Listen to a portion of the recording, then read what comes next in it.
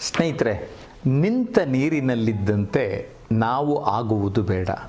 Dead C ಕೇಳಿದ್ದೀರಿ, ಅದರಲ್ಲಿ ಏನೇ ಬಿದ್ದರೂ ಅದು ಉಳಿಯೋದಿಲ್ಲ, ಜೀವಂತ ಇರೋದಿಲ್ಲ. ಆದರೆ ಹರಿಯುತ್ತಿರುವ ನದಿಯ ನೀರನ್ನು ನಾವು ಕುಡಿತೇವೆ.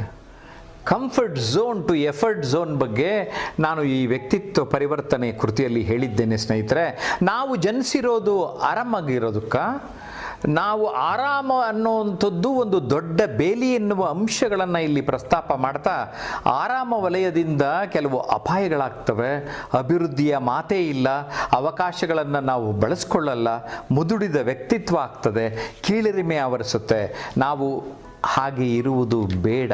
ನಾವು ಪ್ರಯತ್ನದ ವಲಯದೆಡೆಗೆ ನಿರಂತರವಾಗಿ ಸಾಗೋಣ. ಕೂತುಂಡು ನೋಡು ಬೆಟ್ಟವೇ ಕರಗುವುದು, ಪುಟ್ಟ ಹೆಜ್ಜೆ ಇಟ್ಟು ನೋಡು ಬೆಟ್ಟವೇ ಪಾದದಡಿ ಆಗುವುದು ಅಂತಾರೆ ನಮ್ಮ ಆನ್ಲೈನ್ ವಿದ್ಯಾರ್ಥಿ ಹರಿಪ್ರಸಾದ್. ಸ್ನೇಹಿತರೆ, ಪ್ರಯತ್ನದ ವಲಯದೆಡೆಗೆ ಹೋಗೋಣ.